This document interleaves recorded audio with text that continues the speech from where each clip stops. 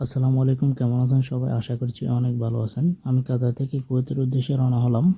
আমি বিমান থেকে বসে বসে দেখতেছিলাম বাইরের আকাশটা এত সুন্দর লাগতেছে। পুরো আকাশটা নীল হয়ে আছে। আল্লাহর সৃষ্টি যে এত সুন্দর, আমি একটু আপনাদেরকে বাইরে দেখাই।